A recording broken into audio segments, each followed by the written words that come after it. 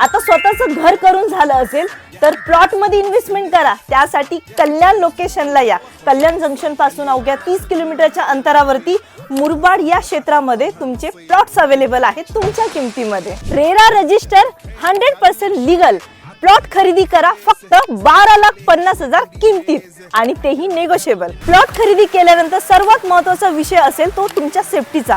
सेफ्टीसाठी आपण 24/7 gated security दिली आहे। त्याच पद्धतीने क्लब हाऊस मध्ये आहे जिम, मिनी थिएटर आणि रेस्टॉरंट।